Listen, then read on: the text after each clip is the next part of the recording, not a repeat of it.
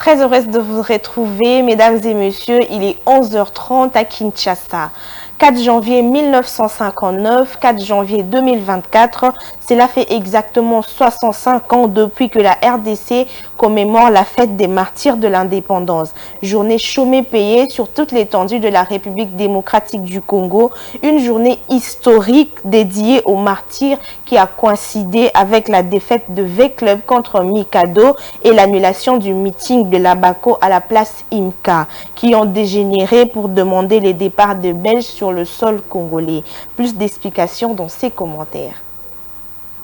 4 janvier 1959 à Léopoldville, actuelle Kinshasa, restera une journée historique. C'était un dimanche pas comme les autres. Un dimanche juste après les festivités flamboyantes de fin d'année, deux faits avaient fait vibrer la ville. D'une part, le match de football Mikado V-Club et d'autre part, le meeting avorté de Joseph Kasavubu, président du puissant Abaco, alliance de Bakongo, et qui détenait une suprématie indiscutable sur Léopoldville. Deux faits saillants sous forme de deux défaites.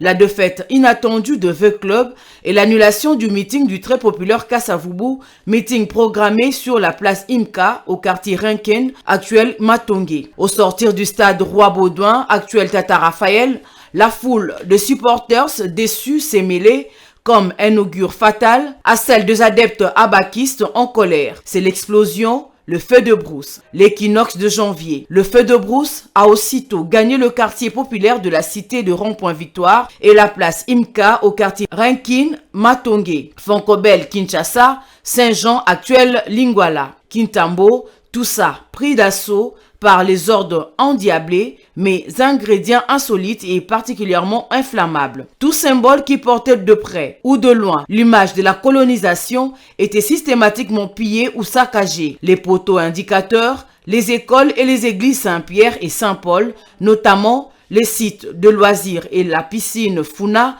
fréquentés essentiellement par le Belge. Et la casse a été si brutale et spontanée que cela a donné lieu à des rumeurs et à des légendes sulfureuses, et que les émétiers étaient constitués en majorité des revenants d'outre-tombe, nantis de forces inouïes et mystiques, que les religieuses blanches auraient été violentées et que les objets et les insignes sacrés des églises auraient été profanés au point que le manifestant enflammé se serait même affublé de soutanes pour récupérer leur magie intrinsèque. La situation avait aussitôt dérapé en invectives et en slogans anticolonialistes et au nom de l'indépendance immédiate, déformée en créole quinois par Dipanda Médiate. C'est alors que la force publique est entrée en action avec fermeté, armes de pied, en cap. C'est alors que le leader de l'Abaco, Kasavubu, Kanza Daniel, Pinzi Arthur, Diomi Gaston, Kingo Tolo, Zenza Landou ont été interpellés et traduits en justice.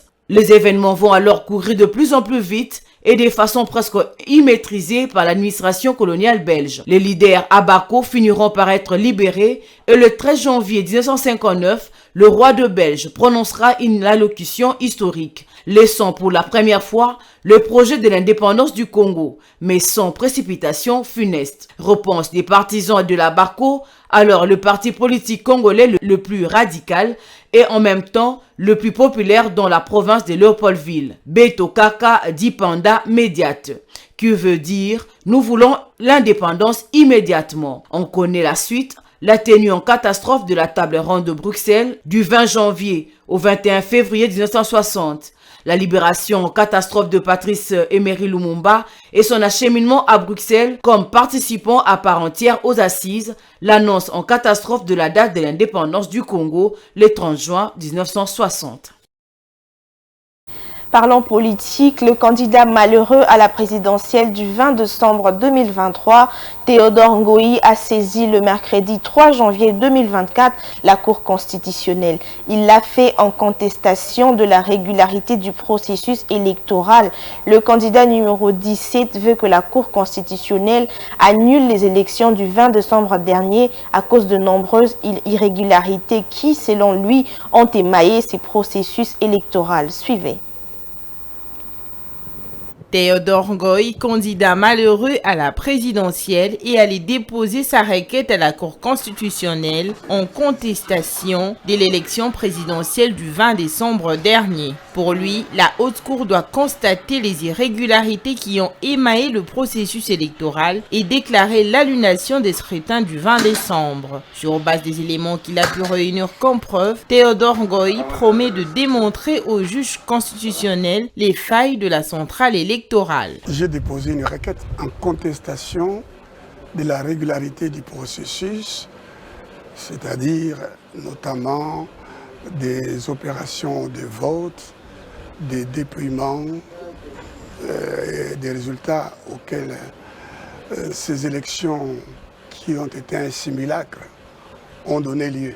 La seule, je dis bien la seule raison d'être, la seule mission confiée par les constituants congolais à la CENI, c'est d'assurer la régularité du processus électoral et référendaire.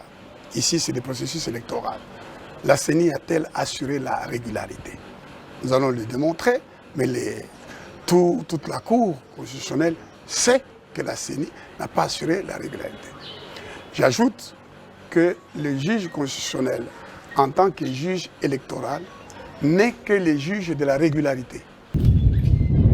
Le candidat numéro 17 saisit la Cour constitutionnelle pendant que le groupe des candidats dont il fait partie a décidé de ne pas saisir la Haute Cour. Est-ce une rupture? Non, estime Théodore Ngoï, qui n'exclut pas les manifestations des rues pour exprimer ses revendications s'il ne trouve pas gain de cause devant la Haute Cour.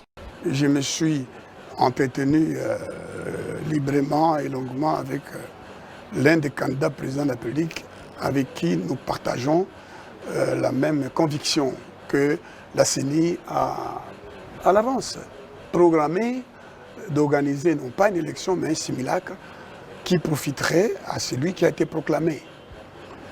Nous avons échangé longuement. Il n'était pas d'avis que je viens à la Cour. Je lui ai donné les raisons dont certaines sont celles que je vous donne ou que je viens de vous donner.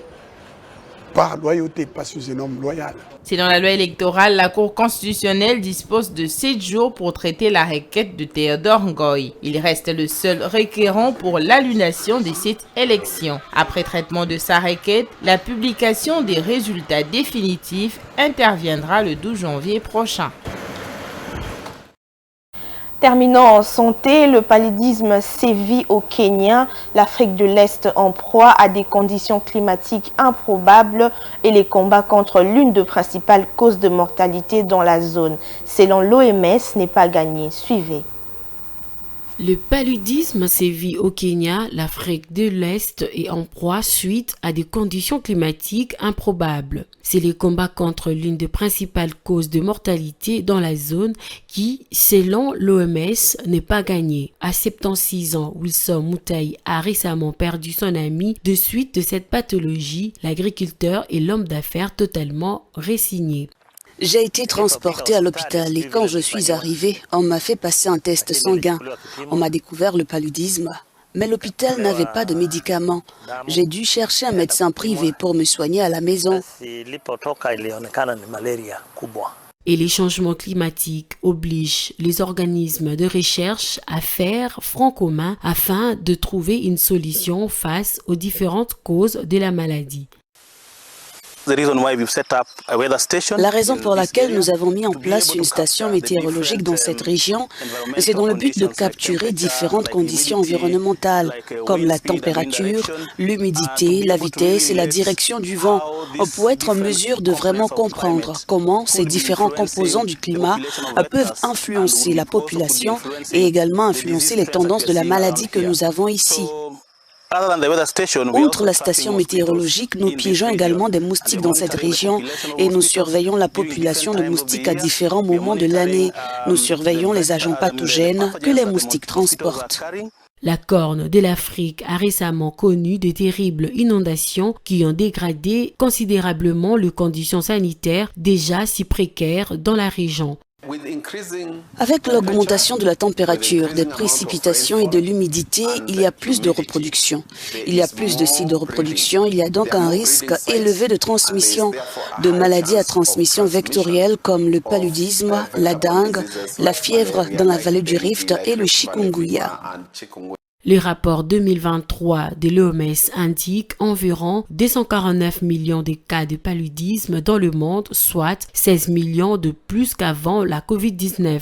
En 2021, l'OMS a approuvé le premier vaccin contre le paludisme dans ce qu'elle a décrit comme un effort historique visant à mettre au ravage que la maladie transmise par les moustiques fait peser sur l'Afrique qui abrite la plupart de 200 millions de cas et 400 000 décès estimés dans le monde. Cette année, l'Organisation mondiale de la santé a également approuvé un deuxième vaccin contre le paludisme appelé R21 matrice M. Le chercheur estime que le vaccin à 3 doses est efficace à plus de 75% et que la protection contre le paludisme est maintenue pendant au moins 1 an supplémentaire avec un rappel. Les 2 vaccins devraient être déployés dans plusieurs pays africains en 2024.